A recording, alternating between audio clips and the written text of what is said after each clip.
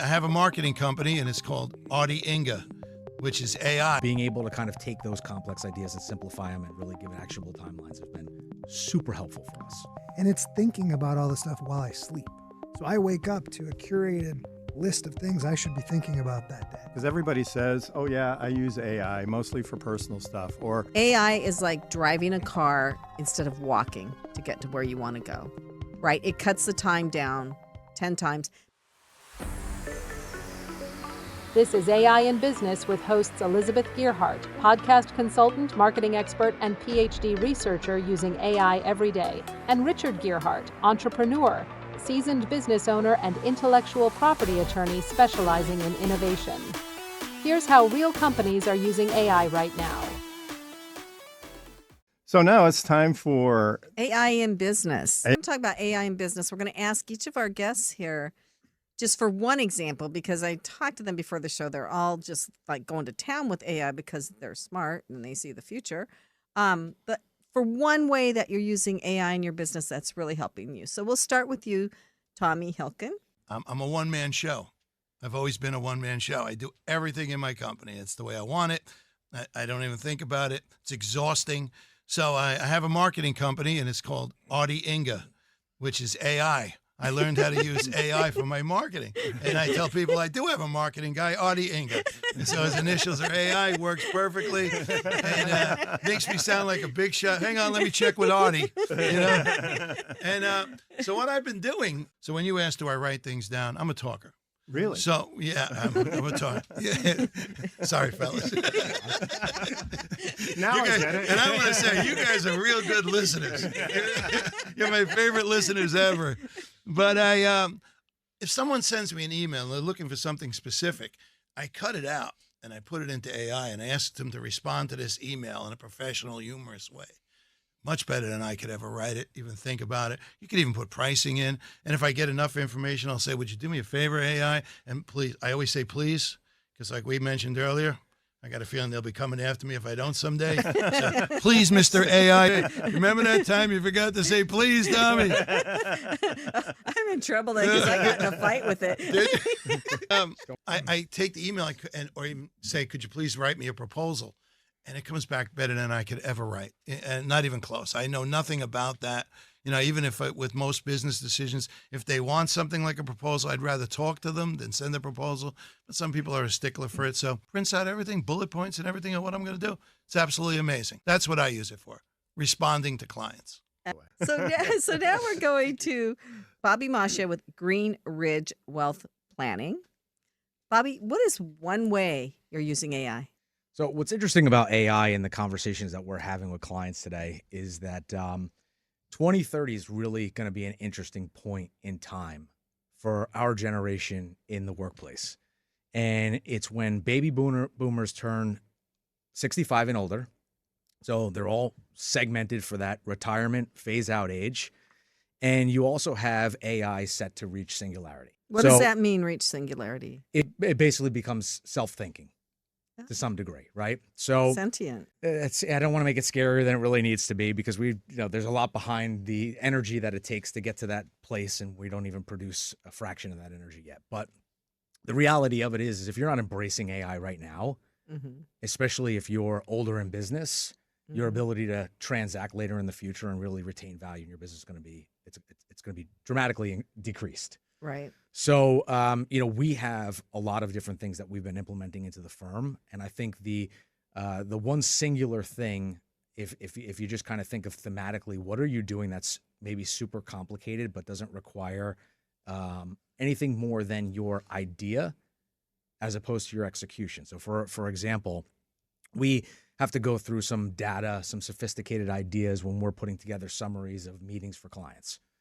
And we're using AI to capture a lot of the conversation, obviously approved by clients. And we are using a private AI bot to then disseminate what's the important information, create actionable timelines. To your point before, Tommy, bullet points, people really like to know what's going on from a succinct standpoint. They don't want to read a whole summary.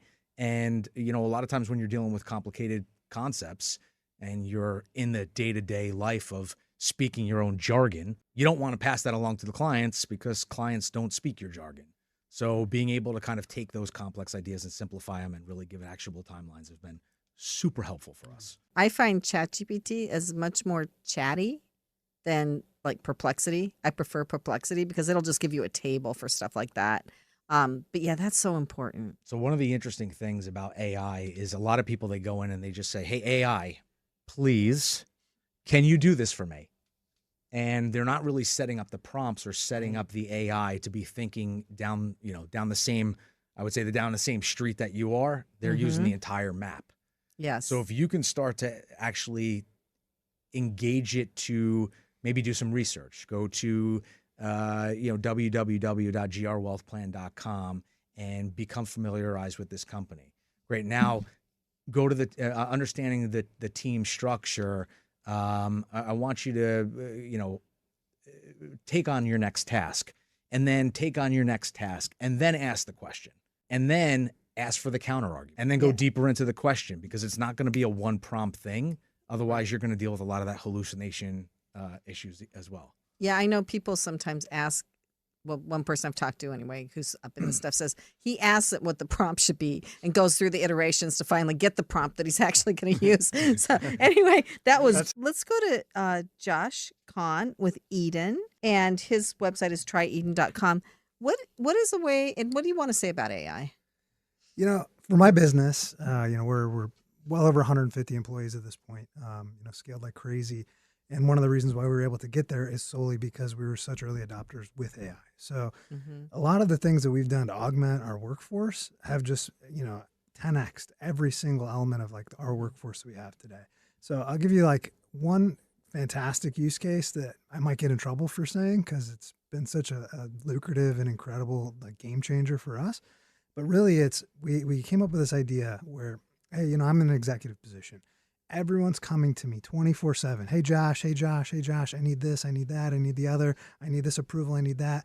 And I'm looking at half of these things. I'm like, this is silly. Why am I having to respond? You know how I'm going to respond.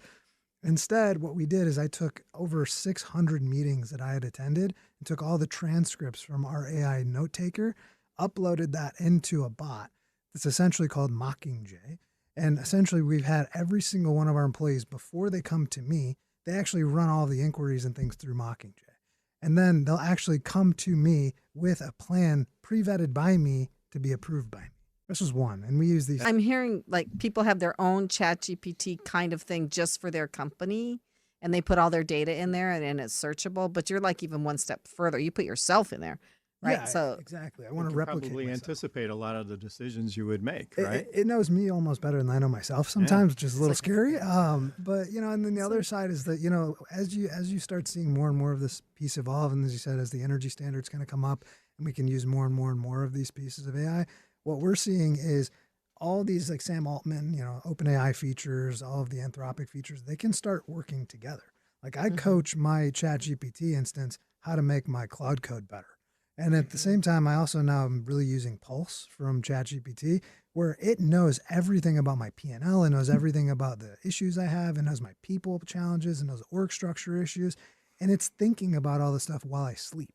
So I wake up to a curated list of things I should be thinking about that day. Wow. Yeah. That's amazing. Wow. Well, when your wife starts talking to your chatbot instead of you, then you know you're going to have an issue, right? Yeah. She's actually embraced it too. She was so anti-AI at the beginning. And she actually started using it just for simple things around the house. Like, hey, how am I going to schedule time for the kids and this and the other? And how do I get Josh to spend more time at home? I use it for everything. I haven't used it for the dinners for the week list yet, but I think that's the next step.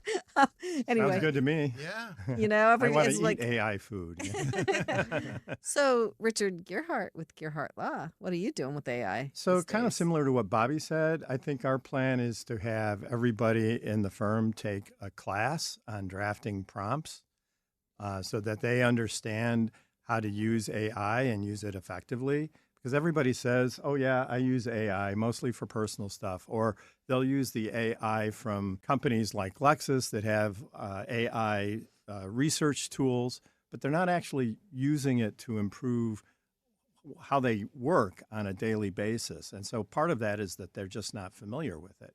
So I'm planning to ask our team members to take at least an hour class, maybe like a YouTube video or something, so that they can understand how to draft prompts. And hopefully that will, encourage them to use AI in different ways. I like to use, you were talking about using Claude versus these. So I like to use a bunch of different ones. So I like Claude. My son says that's the best one for programming. I like ChatGPT is okay. It's not my favorite, but it is good for emails. And I like Perplexity the best because it has a bunch of different ones and you can check which one you want to do. But I also use Google Gemini, and I'm not a huge fan of Google Gemini, but I use it because it's Google, right? The last time I used it, I think I asked, well, not the last time, but one of the times I used it recently is I asked it to go through my website that I'm doing for the studio and ask, how could I improve it? And I found there were some serious problems with the website that somebody had done for me. So I have to start over. But there's, it'll go through and do all the background stuff. But it really gave me a lot of useful information on what I needed to do to have a decent website that would work. So there are so many different use cases. And what I love about this show, we ask this every week, and every week we get a different answer from every person. Continue to get new and innovative answers all the time because this thing is just evolving at such an incredible rate. I mean, look at Moore's Law. It's just going to continue to double and double and double and double until. But it shows you too that it's the human curiosity and the differences in all of us that make us think of different things to ask it to do. Is it ever until singularity, right? Right. Well, one of the things, even for the podcast, right? You can upload your podcast and have it research your podcast and the types of conversations that you've had with other people, and then you could say, "Well, I've got these 3 guys coming on. Research him, research him, research him." Now, what are the best questions that you can come up with that would really engage the audience, being, the typical listener for Passage to Profit show? Yeah, Richard actually did that. That's awesome. This is how I compare AI to normal life. AI is like driving a car instead of walking to get to where you want to go, right? It cuts the time down 10 times, but it also comes up with ideas you might not think of too, So yeah, I think that I agree with whomever said, I think we're all agreed that you better learn it now. You better get on board now. You better learn how to do these queries now because it's not going away and it's just going to get more complex as time goes on. I love the fact that you're saying the better the query, like really get into what you're asking. You'll get better answers, just like a human being, right? You want better answers, ask better questions. I love what you had to say, man. That was amazing. I can't wait to say, go through my website and tell me what's good, bad, and different about my website. So they've also done medical research just to study the effects of the brain on people who use ChatGPT versus people who are doing the research. Obviously, when you start to become more lethargic in how you're using it, tell me this answer, give me this result, and then you take it and you don't even process it yourself, your ability to learn and retain that is going to be nothing. Wow. Right? So the more you can engage with it for the better answer, it's almost like having a conversation with the two of us. Right. Your memory of what the output's going to look like is going to be better because we as humans like to engage. We like to work in teams. We like to work, outside of just with ourselves, with other people. And if we can look at that as a way to engage with something else instead of someone else, it also will enhance how we retain the knowledge. I couldn't agree more with you. And like the people that are going to win are the people that embrace being a polymath, right? If you're able to just be able to learn really well over the future, guess what? You have an automation engine to do all the actual hard work for you. And so like when you're talking about prompt engineering, like, hey, don't go ask it about, hey, what can I do to improve my website? Tell it who it is. Say, hey, I want you to be thinking like the world's best developer with a marketing hat. You're also a CMO. Wow. And as you're doing this, you're starting to say, hey, I want you to look at ways to make this website convert better. I want you to make this website have a better, click-through rate to this specific outcome. Here are my competitors. This is the competitor that I think leads the industry. How can I be ahead of them in my messaging versus their messaging to capture their audience? You gotta. Yeah, awesome. And you have to put a certain level of thinking into it to get the quality output that you want, because you have to think through that query like you just did, right? And that's super important to get the best answer, right? To get and always get devil's advocate. Yeah. If you have it play devil's advocate and then ask it again, given the fact that you just played devil's advocate and you have identified some issues that maybe weren't something that you considered in your first answer, how would you then answer the question again, given this new information? And they'll go, thanks for asking. That's a great response. And then it'll go into an even better, an even better response than the one prior to. One of my favorite ones from that is actually it's been proven over time and time again. Back in the day, the Roman armies would tell their generals, hey, before you give this advice, would you give this to your worst enemy? And then they provide back exactly what the flaws are. Because if you remove yourself, you even are doing that to the AI, and it's actually seeing holes it didn't see before. Incredible. It's incredible. I just love what you guys are doing because it's making me think. I always ask people, does anybody else besides me have a voice in their head? Right. And everybody's like, they don't want to raise their hand. I'm like, come on, everybody has that voice. I said, I got so familiar with him, I named him Norm. So when I communicate, I talk to Norm and tell Norm to settle down so Tommy could. So I'm thinking the same thing. You might be laughing at I called him Artie Inga, but in fact, I could be having a conversation with Artie and instead of just, like you said, not retaining, not learning, just letting it do all the work. That's brilliant, man. So Artie's going to take over. Honestly, I feel like you guys gave us some real meat today, like how to really use this thing, right?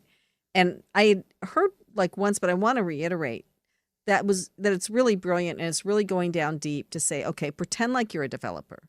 Pretend like you're Google Analytics or Google Spiders or whatever, looking at the back end of my website and tell me what's wrong. And that, because it does put it into that mode. And then in the different AIs, there are different ones that you can use, and you can do deep research or you can do this. I use a lot of different ones and I use them for different things. So that's another thing that you can do to really if you're a geek. Okay, so if you're also berate it a little bit. You say you have to do better. You have to do better. Yeah. Your life depends on with it. you? Yeah, you should absolutely do that, and it will. Yeah. And it's actually been proven that if you put stakes into your query, like my job depends on it, or this needs to be perfect, or else we're not going to land the next client or be able to get this past our budget. Once you put like a stakes to it, AI will actually work harder. It's more human than I thought. Wow. Compassionate. Okay. Yeah. So I think we're all agreed. The upshot is master it. Don't let it master you. So you have to master it right now in 2025. Because even 3 months from now, it's going to be more advanced and different. It changes every day. I would say just start. Well, yeah, just right. start. Just start, because once you get a taste for what it can do for you, then you're just naturally going to want to be inquisitive and grow more with it and use it. But the more fearful you are, and the more time goes by, the mountain just seems a lot bigger and a lot bigger and a lot bigger, and you're going to be more hesitant to take that first step. So just take that first step and start. Okay, well, thank you, everybody. That was amazing. You've been listening to AI in Business, Use Cases from the Real World. A bit about our hosts. Elizabeth Gearhart, PhD, formerly Elizabeth McNamara, is a marketing executive, podcast host, and AI strategy speaker focused on how businesses are actually using artificial intelligence today. She is the co-host of AI in Business, Use Cases from the Real World, where she interviews professionals across industries to share real practical examples of AI in action. Beyond the hype, Elizabeth holds a PhD in analytical chemistry and began her career in industry before becoming a licensed U.S. patent agent. She now serves as Chief Marketing Officer at Gearhart Law, an intellectual property-focused law firm working at the intersection of technology, business strategy, and communication. She is also the co-host of Passage to Profit, a nationally syndicated radio show and podcast airing on 38 stations nationwide through the iHeartMedia network. In addition to hosting podcasts, Elizabeth leads educational programs on AI, podcasting, and digital strategy for business owners and professionals, helping them understand how AI is being used today and how to apply it in their own organizations. Richard Gearhart, Esquire, is a life sciences intellectual property attorney and the founding partner of Gearhart Law. With over 3 decades of experience, he advises emerging biotech and pharmaceutical companies on patents, licensing, and IP-driven commercialization strategy. A trained chemist, Richard formerly served as the head of the U.S. Patent Group for Novartis and General Patent Counsel at CIBA Vision. As an active angel investor and chair of the Investment and Entrepreneurship Committee at Rutgers Health, Richard acts as an innovation advisor, providing a first-hand investor perspective on risk, valuation, and growth within the academic and healthcare ecosystem. A prominent media founder and host, he co-hosts the nationally syndicated radio show Passage to Profit and the AI in Business podcast, translating complex technology into practical insights. Within his firm, Richard integrates artificial intelligence to enhance operational efficiency while prioritizing responsible and effective real-world deployment. He holds a JD and is currently pursuing a professional certificate from the MIT Sloan School of Management in Artificial Intelligence for Pharma and Biotech. We hope you found this valuable. Join us again for more stories, because the future of business is driven by AI. This podcast was recorded at the iHeart Studios in Manhattan as part of the Passage to Profit radio show.